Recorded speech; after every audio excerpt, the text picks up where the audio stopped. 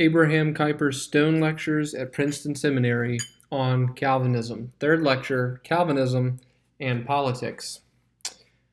My third lecture leaves the sanctuary of religion and enters upon the domain of the state, the first transition from the sacred circle to the secular field of human life. Only now, therefore, we proceed summarily and in principle to combat the unhistorical suggestion that Calvinism represents an exclusively ecclesiastical and dogmatic movement. The religious momentum of Calvinism has placed also beneath political society a fundamental conception, all its own. Just because it not merely pruned the branches and cleaned the stem, but reached down to the very root of our human life. That this had to be so becomes evident at once to everyone who is able to appreciate the fact that no political scheme has ever become dominant which was not founded in a specific religious or anti-religious conception. And that this has been the fact, as regards Calvinism, may appear from the political changes which it has effected in those three historic lands of political freedom, the Netherlands, England, and America.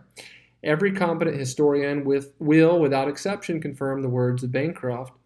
The fanatic for Calvinism was a fanatic for liberty. From the moral warfare for freedom, his creed was a part of his army, and his most faithful ally in the battle, end quote. And Groen van Princeton has thus expressed that, quote, in Calvinism lies the origin and guarantee of our constitutional liberties, end quote. That Calvinism has led public law into new paths, first in Western Europe, then into continents, and today more and more among all civilized nations, is admitted by all scientific students, if not yet fully by public opinion. But for the purpose I have in view, the mere statement of this important fact is insufficient. In order that the influence of Calvinism on our political development may be felt, it must be shown for what fundamental political conceptions Calvinism has opened the door, and how these political conceptions sprang from its root principle. This dominating principle was not soteriologically justification by faith, but in the widest sense cosmological, the sovereignty of the triune God over the whole cosmos, in all its spheres and kingdoms, visible and invisible. A primordial sovereignty, which radiates in mankind in a threefold deduced supremacy. 1, the sovereignty in the state. 2, the sovereignty in society. And 3, the sovereignty in the church. Allow me to argue this matter in detail by pointing out to you how this threefold deduced sovereignty was understood by Calvinism. First, then, a deduced sovereignty in that political sphere, which is defined as the state. And then we admit that the impulse to form states arises from man's social nature, which was expressed already by Aristotle when he called man a zoon politikon, or political animal. God might have created men as disconnected individuals, standing side by side and without genealogical coherence. Just as Adam was separately created, the second and third and every further man might have been individually called into existence, but this was not the case. Man is created for man, and by virtue of his birth, he is organically united with the whole race. Together we form one humanity, not only with those who are living now, but also with all the generations behind us and with all those who shall come after us, pulverized in the millions though we may be.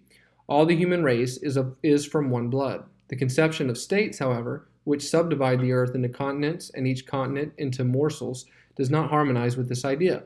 Then only would the organic unity of our race be realized politically if one state could embrace all the world, and if the whole of humanity were associated in one world empire.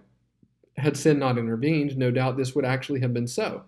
If sin, as a disintegrating force, had not divided humanity into different sections, nothing would have marred or broken the organic unity of our race. And the mistake of the Alexanders and of the Augusti and of the Napoleons was not that they were charmed with the thought of the one world empire, but it was this, that they endeavored to realize this idea, notwithstanding that the force of sin had dissolved our unity. In like manner, the international cosmopolitan endeavors of the social democracy present in their conception of unity an ideal, or they present in their conception of unity an ideal, which on this very account charms us, even when we are aware that they try to reach the unattainable, in endeavoring to realize this high and holy ideal, now and in a sinful world. Nay, even anarchy conceived as the attempt to undo all mechanical connections among men, together with the undoing of all human authority, and to encourage in their stead the growth of a new organic tie, arising from nature itself. I say all this is nothing but a looking backward after a lost paradise. For indeed, without sin, there would have been neither magistrate nor state order, but political life in its entirety would have evolved itself after a patriarchal fashion from the life of the family. Neither bar or of justice, nor police, nor army, nor navy is conceivable in a world without sin. And thus every rule and ordinance and law would drop away, even as all control and assertion of the power of the magistrate would disappear, were life to develop itself normally and without hindrance from its own organic impulse. Who binds up where nothing is broken? Who uses crutches where the limbs are sound?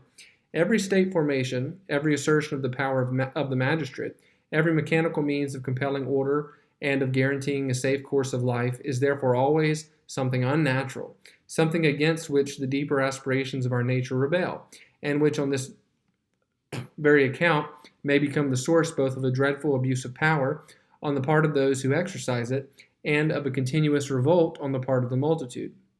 Thus originated the battle of the ages between authority and liberty. And in this battle, it was the very innate thirst for liberty which proved itself the God-ordained means to bridle the authority wheresoever it degenerated into despotism. And thus all true conception of the nature of the state and of the assumption of authority by the magistrate, and on the other hand, all true conception of the right and duty of the people to defend liberty, depends on what Calvinism has here placed in the foreground as the primordial truth, that God has instituted the magistrates by reason of sin. In this one thought are hidden both the light side and the shady side of the life of the state. The shady side for this multitude of states ought not to exist.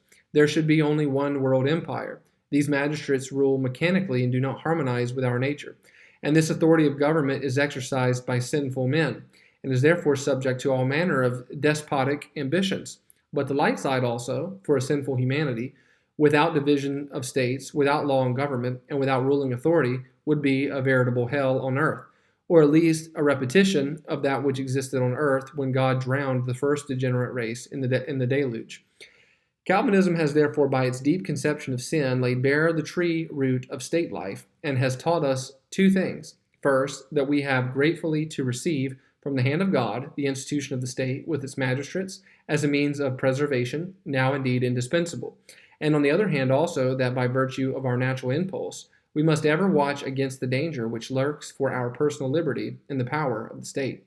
But Calvinism has done more. In politics also it taught us that the human element here, the people, may not be considered as the principal thing, so that God is only dragged in to help this people in the hour of its need. But on the contrary, that God in his majesty must flame before the eyes of every nation, and that all nations together are to be reckoned before him as a drop in a bucket, and as the small dust of the balances. From the ends of the earth, God cites all nations and peoples before his high judgment seat. For God created the nations. They exist for him.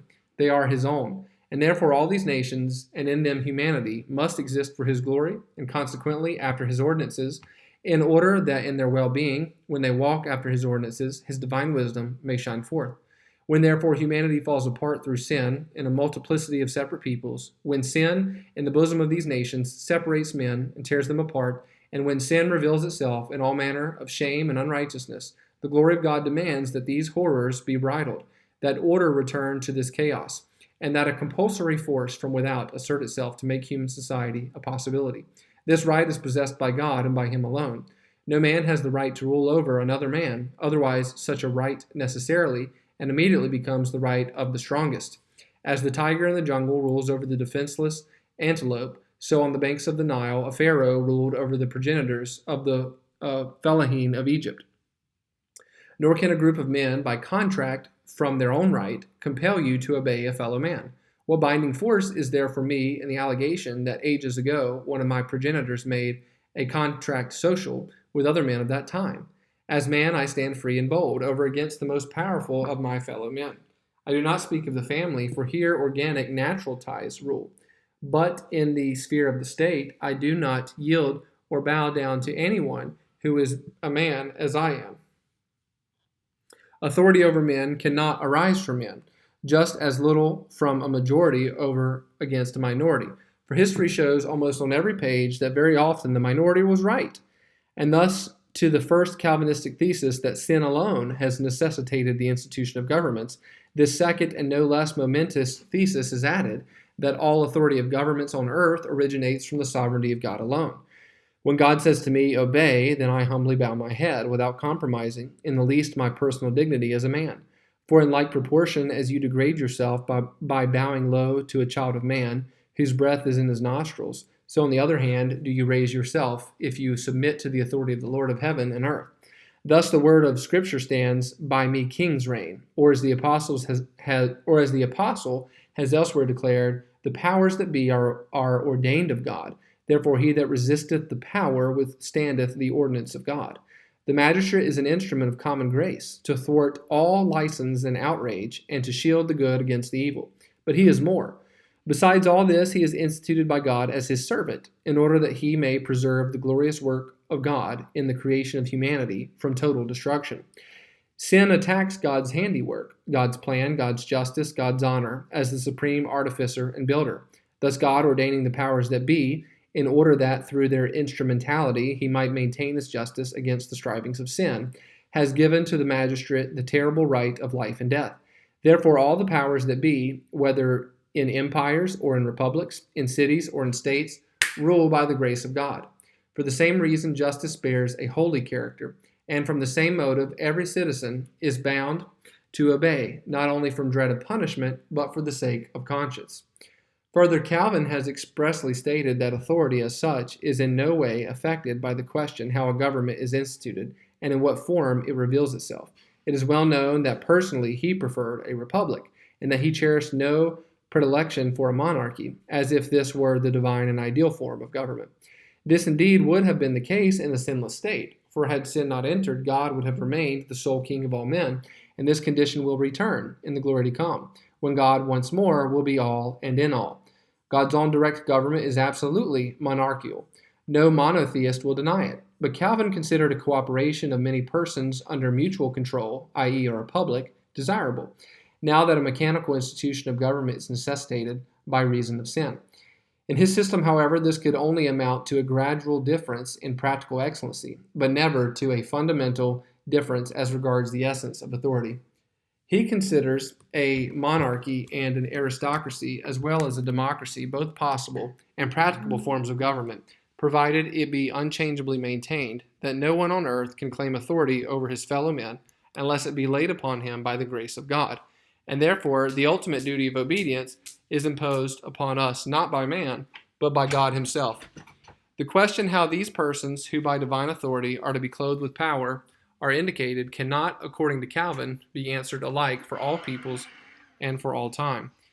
And yet he does not hesitate to state, in an ideal sense, that the most desirable conditions exist where the people itself chooses its own magistrates.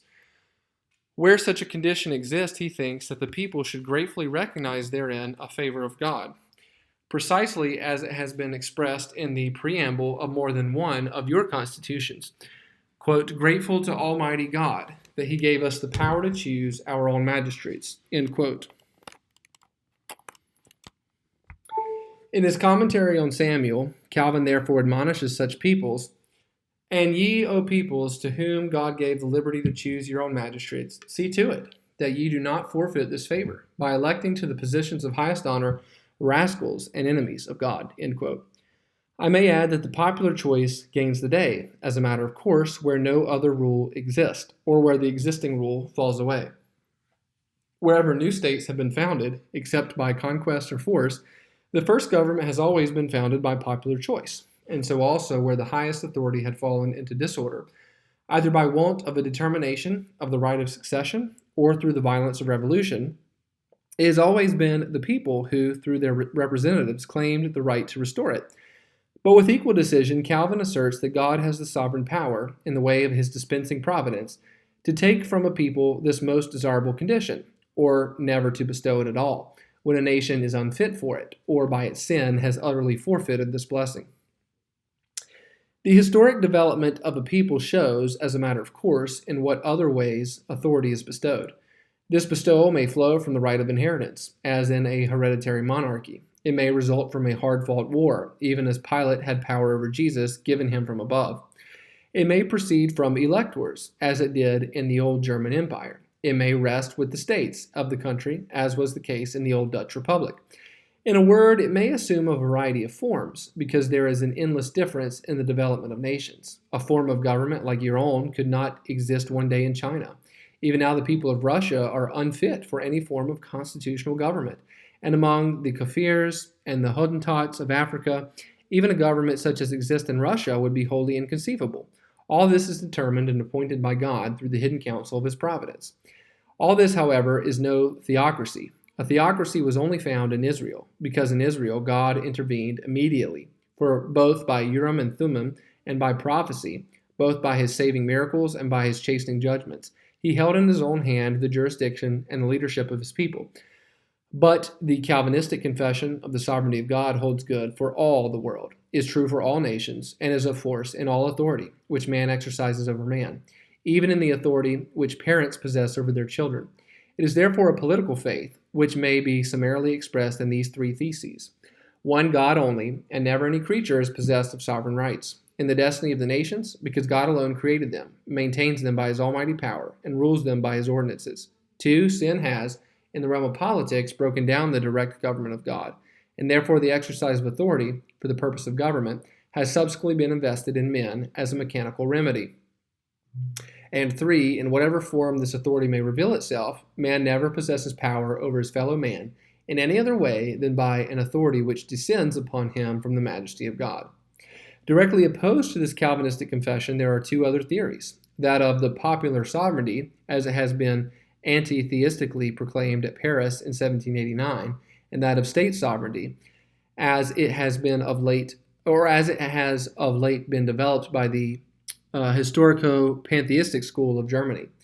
Both these theories are at heart identical, but for the sake of clearness, they demand a separate treatment. What was it that impelled and animated the spirits of men in the great French Revolution? Indignation at abuses which had crept in, a horror of a crowned despotism, a noble defense of the rights and liberties of the people? In part, certainly, but in all this, there is so little that is sinful that even a Calvinist gratefully recognizes in these three particulars the divine judgment, which at that time was executed in Paris. But the impelling force of the French Revolution did not lie in this hatred of abuses. When Edmund Burke compares the glorious revolution of 1688 with the principle of the revolution of 1789, he says, quote, "Our revolution and that of France are just the reverse of each other in almost every particular, and in the whole spirit of the transaction," end quote. This same Edmund Burke, so bitter an antagonist of the French Revolution, has manfully defended your own rebellion against England as, quote, "arising from a principle of energy, showing itself in this good people, the main cause of a free spirit, the most adverse to all implicit submission of mind and opinion," end quote. The three great revolutions in the Calvinistic world left untouched the glory of God. Nay, they even proceeded from the acknowledgement of his majesty. Everyone will admit this of our rebellion against Spain under William the Silent. Nor has it even been doubted of the glorious revolution, which was crowned by the arrival of William III of Orange and the overthrow of the Stuarts. But it is equally true of your own revolution. It is expressed in so many words in the Declaration of Independence by John Hancock that the Americans asserted themselves by virtue, quote, "of the law of nature and of nature's God," end quote. That they acted, quote, "as endowed by the Creator with certain unalienable rights," end quote. That they appealed to, quote, "the supreme judge of the world for the rectitude of their intention," end quote. And that they send forth their, quote, "Declaration of Independence with a firm reliance on the protection of divine providence," end quote. In the Articles of Confederation, it is confessed in the preamble, quote, "that it hath pleased the great governor of the world to incline the hearts of the legislators," end quote. It is also declared in the preamble of the Constitution of many of the states, quote, "grateful to Almighty God for the civil, political, and religious liberty which he has so long permitted us to enjoy, and looking unto him for a blessing upon our endeavors," end quote. God is there honored as, quote, "the sovereign ruler and the," quote, "legislator of the universe." And it is there specifically admitted that from God alone the people received, quote, "the right to choose their own form of government," end quote. In one of the meetings of the convention, Franklin proposed, in a moment of supreme anxiety, that they should ask wisdom from God in prayer. And if anyone should still doubt whether or not the American Revolution was homogeneous with that of Paris, this doubt is fully set at rest by the bitter fight in 1793 between Jefferson and Hamilton. Therefore, it remains, as the German historian von Holtz stated it, I'm not going to read German here, but he says, "Mere madness would it be to say that the American Revolution borrowed its impelling energy from Rousseau and his writings." end quote. Or as Hamilton himself expressed it, that he considered, quote, the French Revolution to be no more akin to the American Revolution than the faithless wife in a French novel is like the Puritan matron in New England, end quote. The French Revolution is in principle distinct from all these national revolutions, which were undertaken without praying lips and with trust in the help of God. The French Revolution ignores God. It opposes God. It refuses to recognize a deeper ground of political life than that which is found in nature, that is, in this instance, in man himself. Here, the first article of the confession of the most absolute infidelity is Ni Dio ni Mater. The sovereign God is dethroned, and man with his free will is placed on the vacant seat. It is the will of man which determines all things. All power, all authority proceeds from man. Thus one comes from the individual man to the many men, and in those many men conceived of as the people, there is thus hidden the deepest foundation of all sovereignty. There's no question, as in your Constitution, of a sovereignty derived from God, which he, under certain conditions, implants in the people. Here, an original sovereignty asserts itself, which everywhere and in all states can only proceed from the people itself, having no deeper root than in the human will. It is a sovereignty of the people, therefore, which is perfectly identical with atheism, and herein lies its self-abasement. In the sphere of Calvinism, as also in your declaration, the knee is bowed to God, while over against man, the head is proudly lifted up. But here, from the standpoint of the sovereignty of the people, the fist is defiantly clenched against God, while man grovels before his fellow men, tinseling over this self-abasement by the ludicrous fiction that thousands of years ago men, of whom no one has any remembrance, concluded a political contract, or as they called it, contract social. Now, do you ask for the result?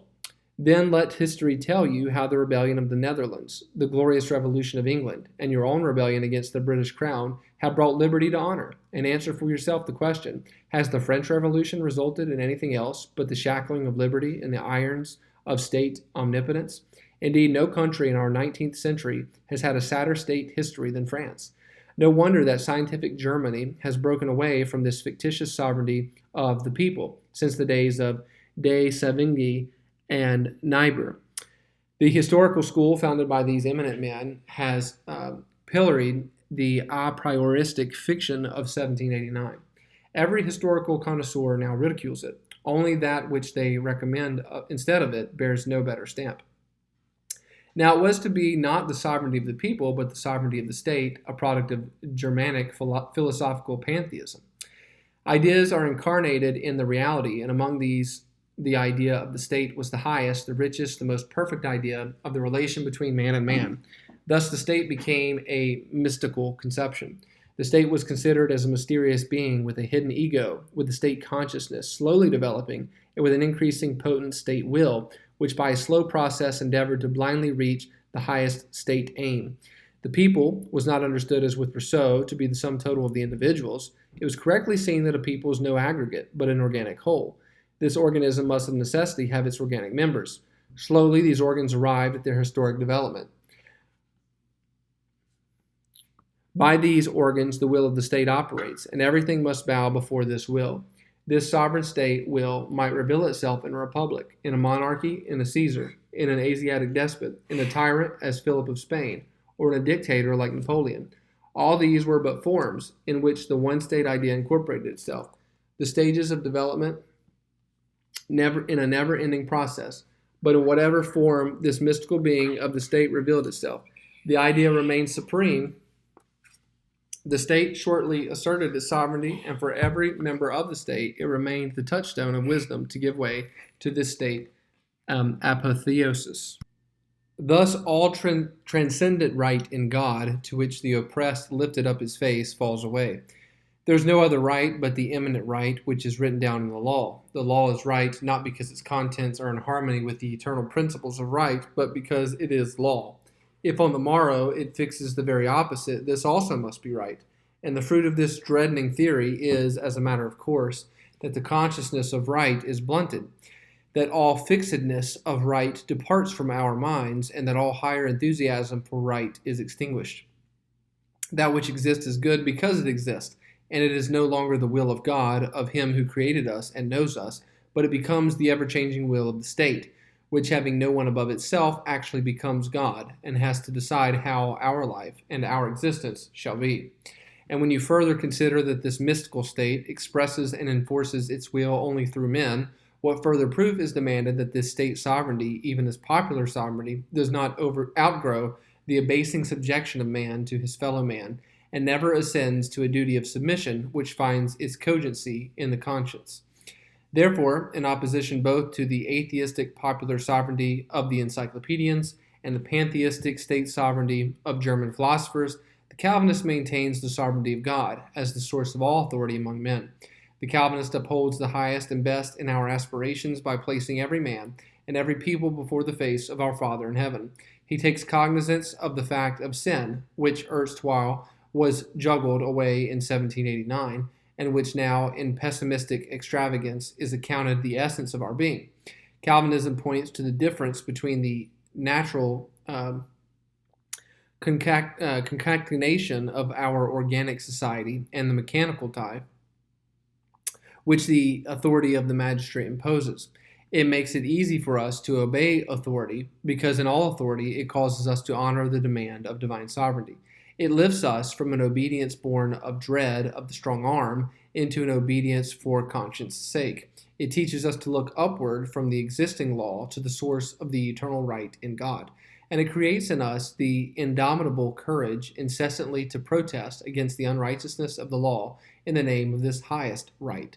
And however powerfully the state may assert itself and oppress the free individual development, above that powerful state there is always glittering before our soul's eye, as infinitely more powerful, the majesty of the King of Kings, whose righteous bar ever maintains the right of appeal for all the oppressed, and unto whom the prayer of the people ever ascends to bless our nation, and in that nation us and our house.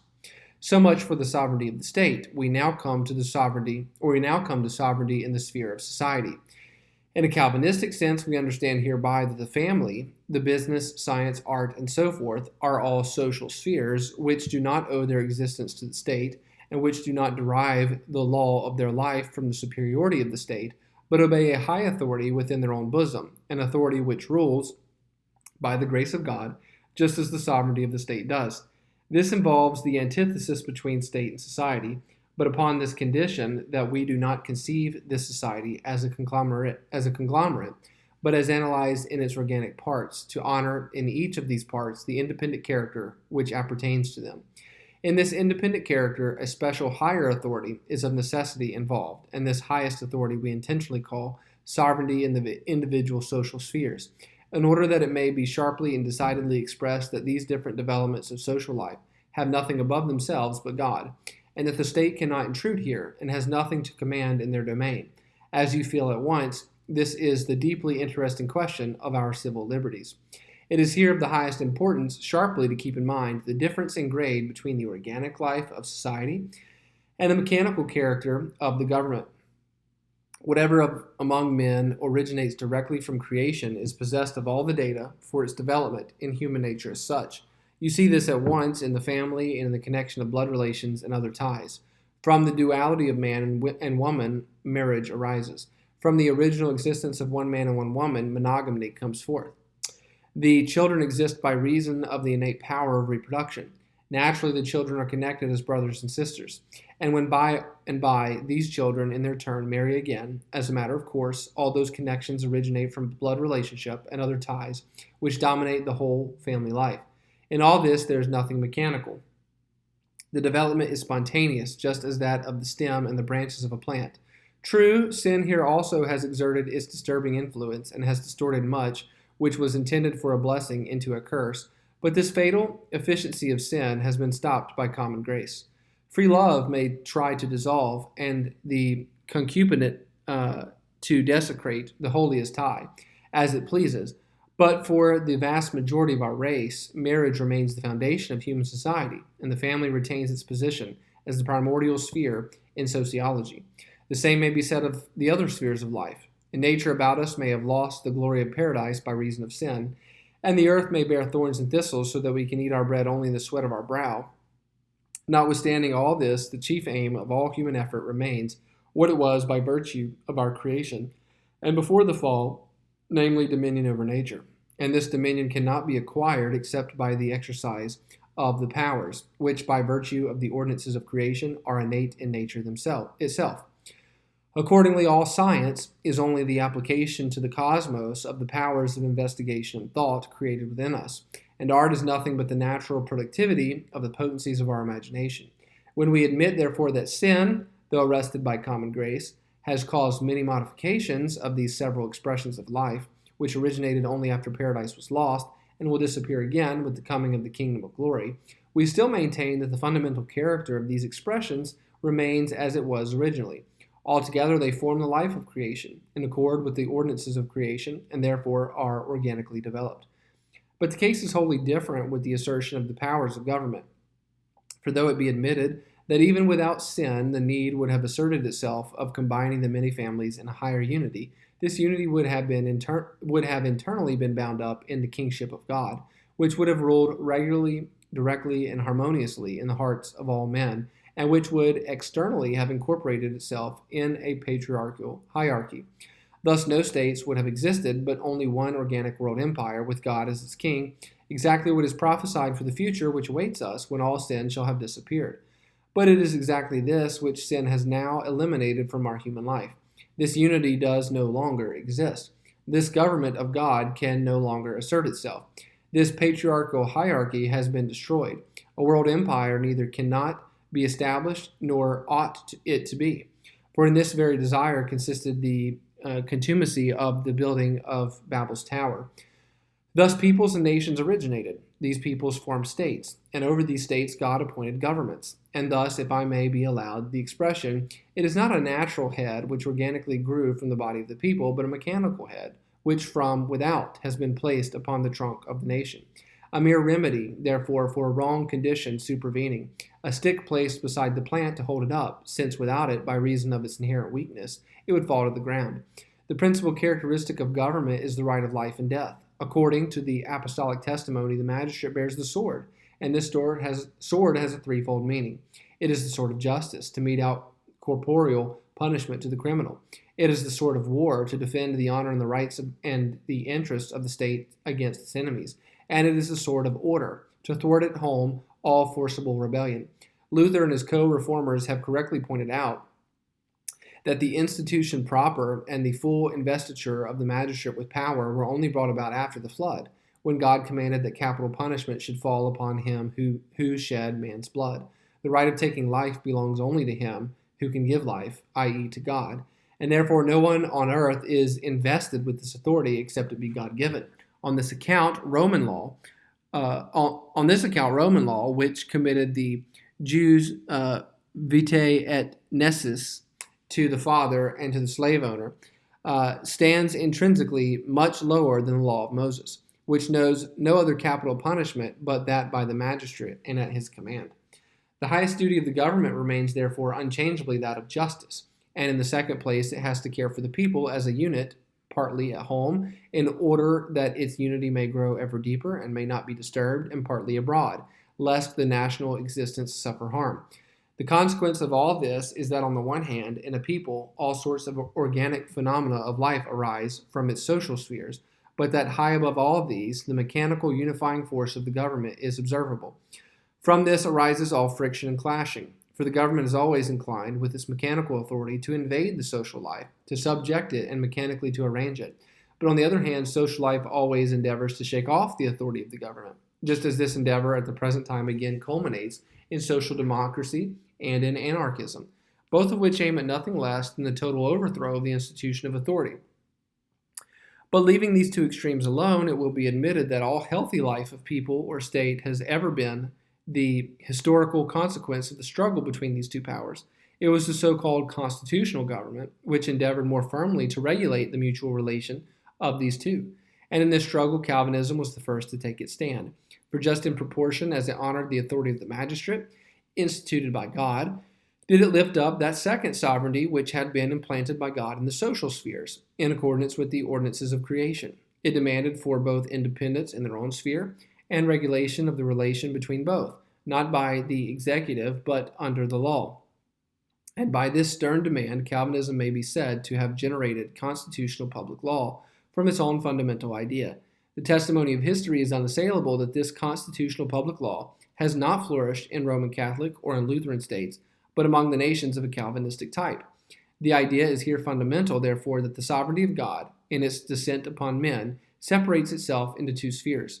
On the one hand, the mechanical sphere of state authority, and on the other hand, the organic sphere of the authority of the social circles. And in both these spheres, the inherent authority is sovereign, and that is to say, it has above itself nothing but God. Now, for the mechanical coercing authority of the government, any further explanation is superfluous. Not so, however, for the organic social authority. Nowhere is the dominating character of this organic social authority more plainly discernible than in the sphere of science. In the introduction to an edition of the Sententiae, that is, the sentences of Peter Lombard, and of the Summa Theologica of Thomas Aquinas, the learned Thomist wrote, "The work of Lombard has ruled 150 years and has produced Thomas, and after him the Summa of Thomas has ruled all Europe, totam Europam rexit, during 5 full centuries, and has generated all the subsequent theologians." Suppose we admit that this language is overbold, yet the idea here expressed is unquestionably correct. The dominion of men like Aristotle and Plato, Lombard and Thomas, Luther and Calvin, Kant and Darwin, extends for each of them over a field of ages. Genius is a sovereign power. It forms schools, it lays hold on the spirits of men with irresistible might, and it exercises an immeasurable influence on the whole condition of human life. This sovereignty of genius is a gift of God, possessed only by his grace. It is subject to no one and is responsible to him alone who has granted it this ascendancy. The same phenomenon is observable in the sphere of art. Every maestro is a king in the palace of art, not by law of inheritance or by appointment, but only by the grace of God. And these maestros also impose authority and are subject to no one, but rule over all, and in the end receive from all the homage due to their artistic superiority. And the same is to be said of the sovereign power of personality. There is no equality of persons. There are weak, narrow-minded persons with no broader expanse of wings than a common sparrow, but there are also broad, imposing characters with the wing stroke of the eagle. Among the last, you will find a few of royal grandeur, and these rule in their own sphere, whether people draw back from them or thwart them, usually waxing all the stronger the more they are opposed. And this entire process is carried out in all the spheres of life. In the labor of the mechanic, in the shop, or on the exchange, in commerce, on the sea, in the field of benevolence and philanthropy.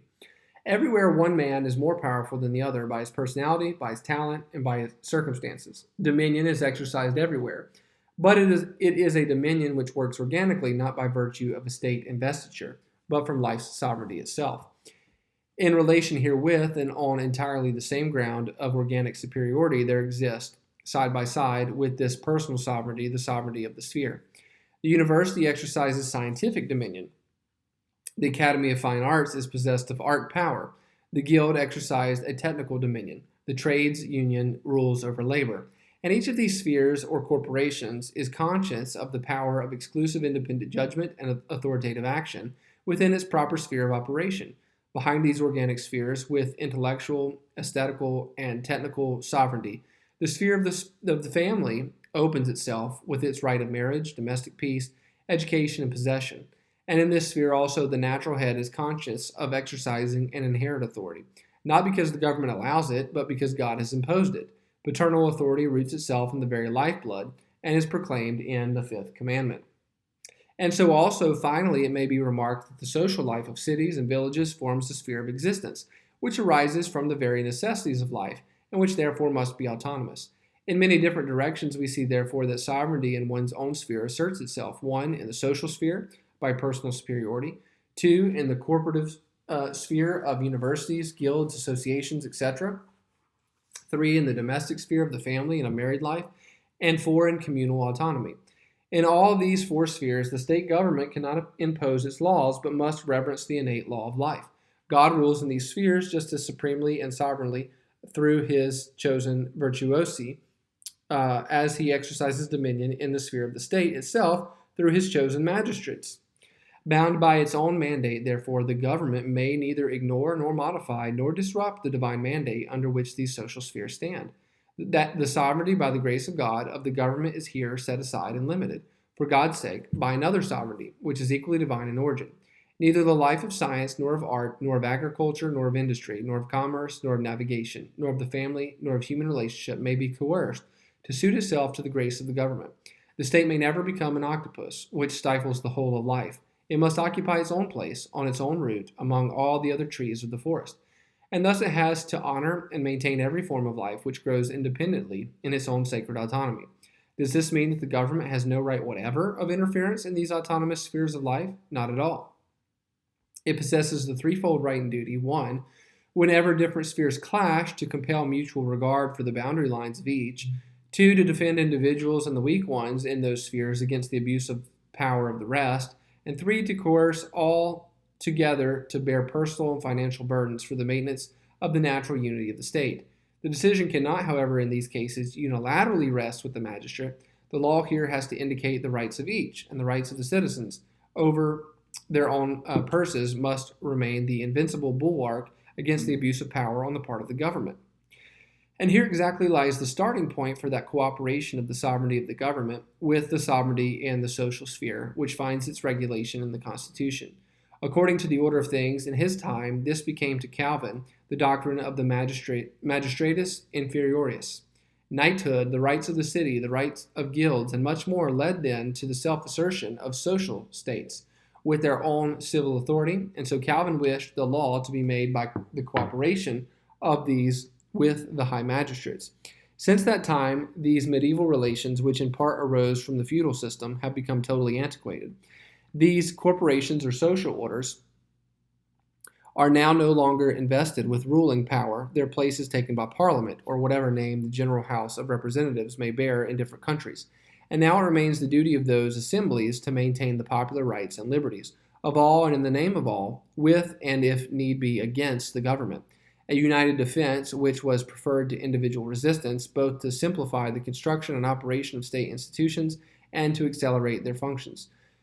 But in whatever way the form may be modified, it remains essentially the old Calvinistic plan, to assure to the people, in all its classes and orders, in all its circles and spheres, in all its corporations and independent institutions, a legal and orderly influence in the making of the law and the course of government, in a healthy democratic sense, and the only difference of opinion is yet on the important question whether we shall continue in the now prevailing solution of the special rights of those social spheres in the individual right of franchise, or whether it is desirable to place by its side a corporative right of franchise, which shall enable the different circles to make a separate defense.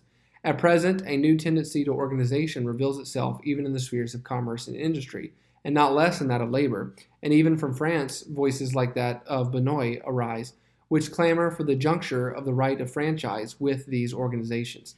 I, for one, would welcome such a move, provided its application were not one-sided, much less exclusive. But I may not linger over these side issues. Let it suffice to have shown that Calvinism protests against state omnipotence, against the horrible conception that no right exists above and beyond existing laws, and against the pride of absolutism, which recognizes no constitutional rights except as the result of princely favor. These three representations, which find so dangerous a nourishment in the ascendancy of pantheism, are death to our civil liberties. And Calvinism is to be praised for having built a dam across the absolutistic stream, not by appealing to popular force, nor to the hallucination of human greatness, but by deducing those rights and liberties of social life from the same source from which the high authority of the government flows, even the absolute sovereignty of God. From this one source, in God, sovereignty in the individual sphere, in the family, and in every social circle, is just as directly derived as the supremacy of state authority. These two must therefore come to an understanding, and both have the same sacred obligation to maintain their God-given sovereign authority and to make it subservient to the majesty of God. A people, therefore, which abandons the state supremacy, the rights of the family, or a university which abandons to it the rights of science, is just as guilty before God as a nation which lays its hands upon the rights of the magistrates. And thus the struggle for liberty is not only declared permissible, but is made a duty for each individual in his own sphere. And this not as was done in the French Revolution, by setting God aside and by placing man on the throne of God's omnipotence, but on the contrary, by causing all men, the magistrates included, to bow in deepest humility before the majesty of God Almighty. As third and last part of this lecture, the discussion remains of a question yet more difficult than the previous one, namely how we must conceive of the sovereignty of the Church in the state. I call this a difficult problem not because I am in doubt as to the conclusions, or because I doubt your assent to these conclusions, for as far as regards American life, all uncertainty in this respect is removed by what your Constitution at first declared, and has later been modified in your confessions, concerning the liberty of worship and the coordination of church and state. And as far as I am personally concerned, more than a quarter of a century ago, I wrote above my weekly paper the motto, "A free church in a free state." In a hard struggle, this motto has ever been lifted on high by me, and our Netherlands churches also are about to reconsider the article in our confession, which touches on this matter. The difficulty of the problem lies elsewhere. It lies in the pile and faggots of Servetus. It lies in the attitude of the Presbyterians toward the independents. It lies in the restrictions of liberty of worship and in the, quote, civil disabilities, under which for centuries, even in the Netherlands, the Roman Catholics have suffered. The difficulty lies in the fact that an article of our old Calvinistic Confession of Faith entrusts to the government the task of, quote, defending against and of extirpating every form of idolatry and false religion, and to protect the sacred service of the church. The difficulty lies in the unanimous and uniform advice of Calvin and his epigones, who demanded intervention of the government in the matter of religion. The accusation is therefore a natural one that by choosing in favor of liberty of religion, we do not pick up the gauntlet for Calvinism, but that we directly oppose it.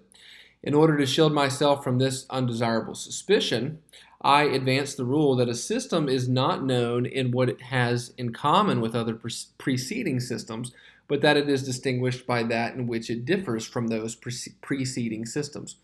The duty of the government to extirpate every form of false religion and idolatry was not a find of Calvinism, but dates from Constantine the Great, and was the reaction against the horrible persecutions which his pagan predecessors on the imperial throne had inflicted upon the sect of the Nazarene. Since that day, this system had been defeated by all Romish theologians and applied by all Christian princes. In the time of Luther and Calvin, it was a universal conviction that system was the true one. Every famous theologian of the period, Melanchthon first of all, approved of the death by fire of Servetus, and the scaffold which was erected by the Lutherans at Leipzig for Creel, the thorough Calvinist, was infinitely more reprehensible when looked at from a Protestant standpoint. But whilst the Calvinists, in the age of the Reformation, yielded their victims by tens of thousands to the scaffold and the stake, those of the Lutherans and Roman Catholics being hardly worth counting, history has been guilty of the great and far-reaching unfairness of ever casting in their teeth this one execution of fire of Servetus as a crimum nefandum.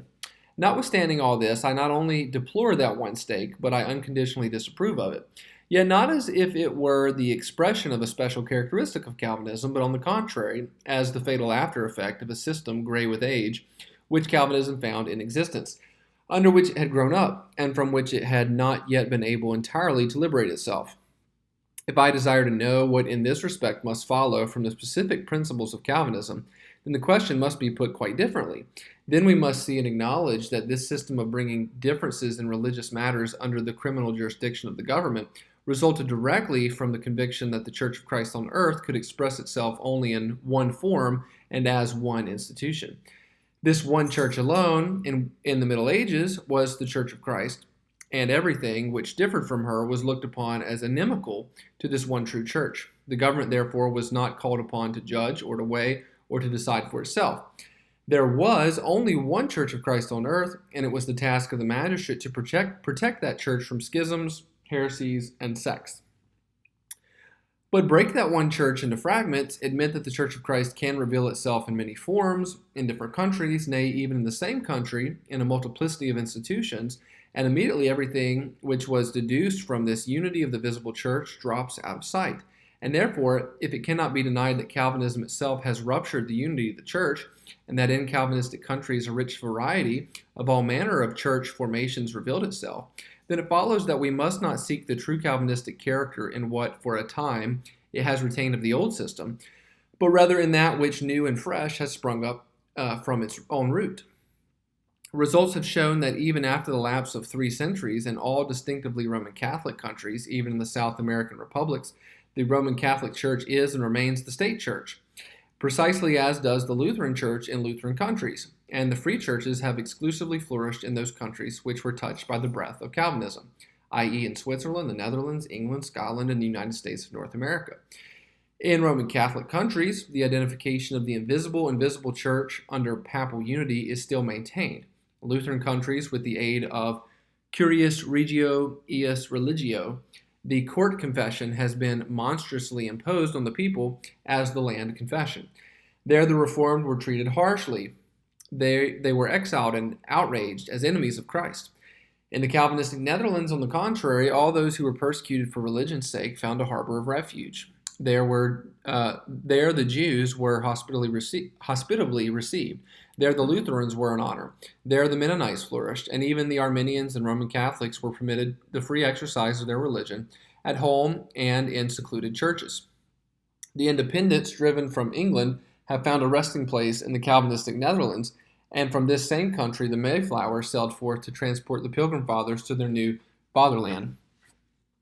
I do not build, therefore, on subterfuge, but I appeal to clear historical facts. And here I repeat, the underlying characteristic of Calvinism must be sought not in what it has adopted from the past, but in what it has newly created. It is remarkable in this connection that from the very beginning our Calvinistic theologians and jurists have defended liberty of conscience against the Inquisition. Rome perceived very clearly how liberty of conscience must loosen the foundations of the unity of the visible church, and therefore she opposed it. But on the other hand, it must be admitted that Calvinism, by praising aloud liberty of conscience, has in principle abandoned every absolute characteristic of the visible church. As soon as in the bosom of one and the same people the conscience of one half witnessed against that of the other half, the breach had been accomplished, and placards were no longer of any avail. As early as 1649, it was declared that persecution for faith's sake was, quote, a spiritual murder, an assassination of the soul, a rage against God himself, the most horrible of sins, end quote. And it is evident that Calvin himself wrote down the premises of the correct conclusion by his acknowledgement that against atheists, even the Catholics, are our allies, by his open recognition of the Lutheran Church, and still more emphatically by his pertinent declaration.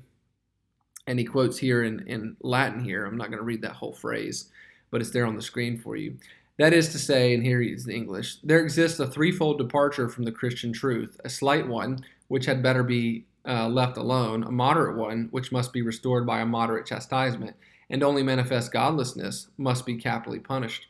I admit that this is a harsh decision, but yet a decision which, in principle, the visible unity is discarded, and where that unity is broken, their liberty will dawn as a matter of course. For here lies the solution of the problem.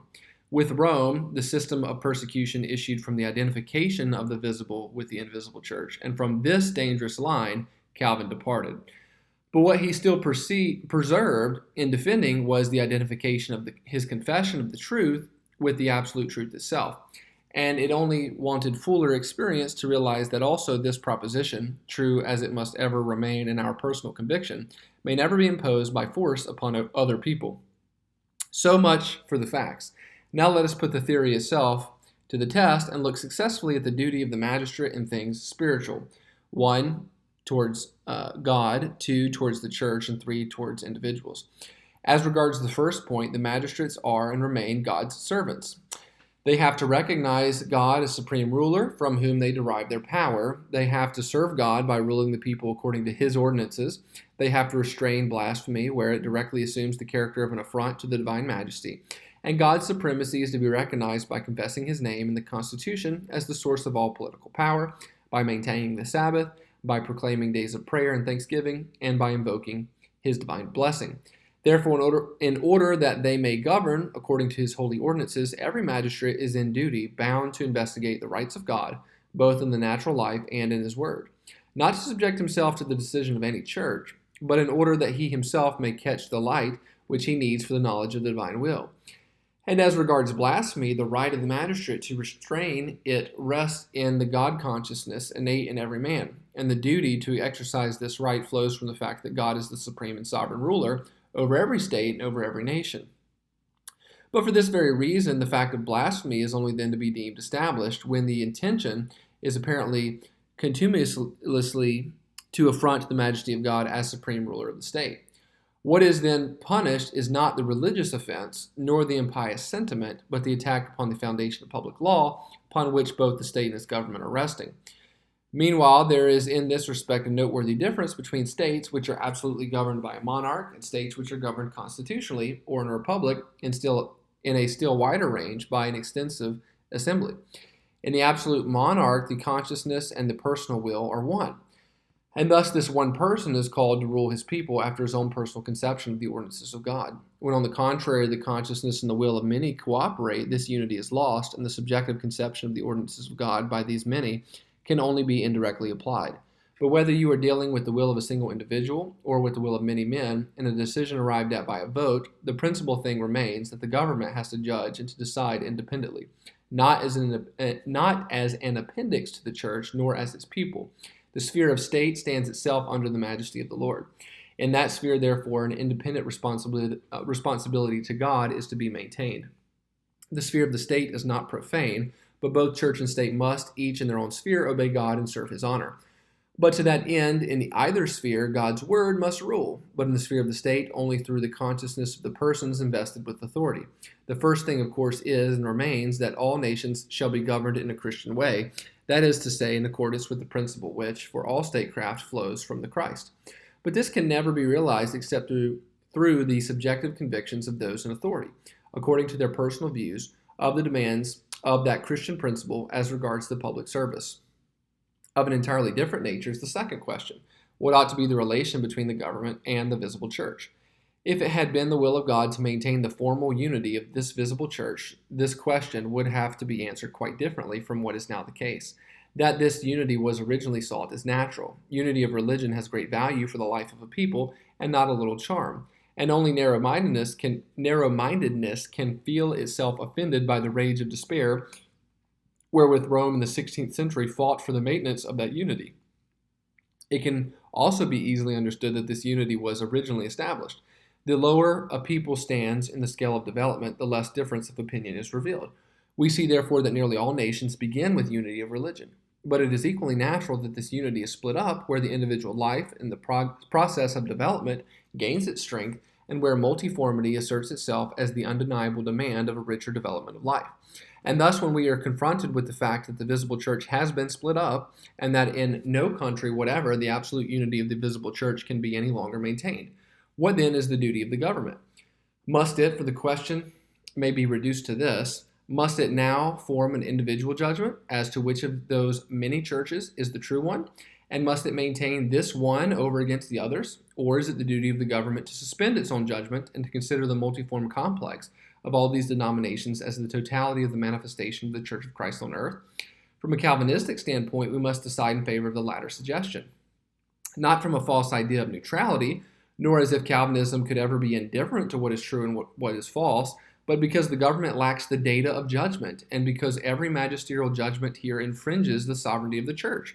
For otherwise, if the government be an absolute monarchy, you get the cuius regio eius religio of the Lutheran princes, which has ever been combated from the side of Calvinism. Or if the government rests with the plurality of persons, the church, which yesterday was counted the false one, is today considered the true one, according to the decision of the vote, and thus all continuity of state administration and church position is lost. Hence it is that the Calvinists have always struggled so proudly and courageously for the liberty, that is to say, for the sovereignty of the church, within her own sphere, in distinction from the Lutheran theologians. In Christ, they contended, the church has her own king. Her position in the state is not assigned her by the permission of the government, but jure divino, by divine law, by divine right. She has her own organization. She possesses her own office bearers, and in a similar way, she has her own gifts to distinguish truth from the lie. It is therefore her privilege and not that of the state to determine her own characteristics as the true church, and to proclaim her own confession as the confession of the truth. If in this position she is opposed by other churches, she will fight against these, her spiritual battle, with spiritual and social weapons. But she denies and contests the right of everyone whomsoever, and therefore also of the government, to pose as a power above these different institutions, and to render a decision between her and her sister churches. The government bears the sword which wounds, not the sword of the Spirit, which decides in spiritual questions. And for this reason, the Calvinists have ever resisted the idea to assign to the government a patria potestas, To be sure, a father regulates in his family the religion of that family. But when the government was organized, the family was not set aside, but remained, and the government received only a limited task, which is defined by the sovereignty in the individual sphere, and not least of all by the sovereignty of Christ in his church. Only let us guard here against exaggerated Puritanism, and let us not refuse, in Europe at least, to reckon with the effects of historical conditions. It is an entirely different matter whether one puts up a new building on a free lot or whether one must restore a house which is standing. But this can in no regard break the fundamental rule that the government must honor the complex of Christian churches as the multiform manifestation of the Church of Christ on earth, that the magistrate has to respect the liberty, i.e. the sovereignty, of the Church of Christ in the individual sphere of these churches, that churches flourish most richly when the government allows them to live from their own strength on the voluntary principle, and that therefore neither the Korspokopy of the Tsar of Russia, nor the subjection of the state to the church taught by Rome, nor the cuius regio ius religio of the Lutheran jurist, nor the irreligious neutral standpoint of the French Revolution, but that only the system of a free church in a free state may be honored from a Calvinistic standpoint. The sovereignty of the state and the sovereignty of the church exist side by side, and they mutually limit each other. Of an entirely different nature, on the contrary, is the last question to which I refer, namely the duty of the government as regards the sovereignty of the individual person. In the second part of this lecture, I've already indicated that the developed man also possesses an individual sphere of life, with sovereignty in his own circle. Here I do not refer to the family, for this is a social bond between several individuals. I have reference to that which is thus expressed by Professor Whitbrecht, and here he's quoting in German, but it says, "Every man stands a king in his conscience, a sovereign in his own person, exempt from all responsibility." Or that which Held has formulated in this way. Again, another German quote. "In some respects, every man is a sovereign, for everybody must have and has a sphere of life of his own, in which he has no one above him but God alone." I do not point to this to ever overestimate the importance of conscience, for whosoever wishes to liberate conscience, where God and his word are concerned, I meet as an opponent, not as an ally. This, however, does not prevent my maintaining the sovereignty of conscience as the palladium of all personal liberty.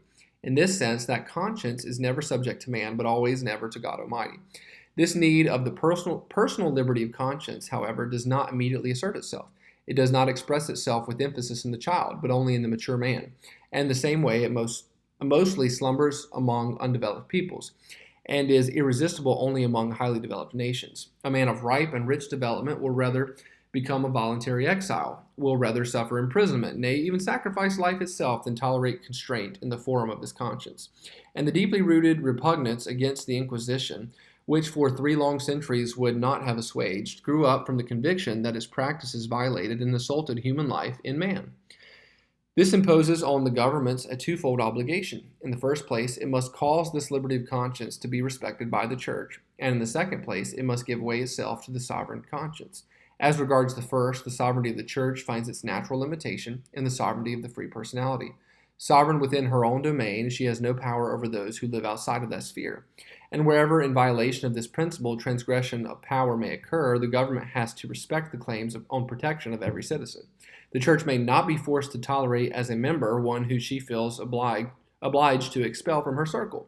But on the other hand, no citizen of the state must be compelled to remain in a church which his conscience forces him to leave. Meanwhile, what the government in this respect demands of the churches, it must practice itself by allowing to each and every citizen liberty of conscience as the primordial and inalienable right of all men. It has cost a heroic struggle to wrest this greatest of all human liberties from the grasp of despotism, and streams of human blood have been poured out before the object was obtained. But for this very reason, every son of the Reformation tramples upon the honor of the fathers, who does not assiduously and without retrenching defend this palladium of our liberties. In order that it may be able to rule men, the government must respect this deepest ethical power of our human existence. A nation consisting of citizens whose consciences are bruised is itself broken in its national strength. And even if I am forced to admit that our fathers, in theory, had not the courage of the conclusions which follow from this liberty of conscience for the liberty of speech and the liberty of worship, even if I am well aware that they made a desperate effort to hinder the spread of literature which they disliked by censure and refusal of publication, all this does not set aside the fact that the free expression of thought by the spoken and printed word has first achieved its victory in the Calvinistic Netherlands. Whosoever was elsewhere straitened could first enjoy the liberty of ideas and the liberty of the press on Calvinistic ground, and thus the logical development of what was enshrined in the liberty of conscience, as well as that liberty itself, first blessed the world from the side of Calvinism. For it is true that in Roman lands, spiritual and political despotism have been finally vanquished by the French Revolution, and that in so far we have gratefully to acknowledge that this revolution also began by promoting the cause of liberty. But whosoever learns from history that the guillotine all over France for years and years could not rest from the execution of those who were of a different mind, whosoever remembers how cruelly and wantonly the Roman Catholic clergy were murdered because they refused to violate their conscience by an unholy oath, or whosoever, like myself, by a sad experience, knows the spiritual tyranny which liberalism and conservatism on the European continent have applied, and are still applying to those who have chosen different paths, is forced to admit that liberty in Calvinism and liberty in the French Revolution are two quite different things. In the French Revolution, a civil liberty for every Christian to agree with the unbelieving majority. In Calvinism, a liberty of conscience which enables every man to serve God according to his own conviction and the dictates of his own heart.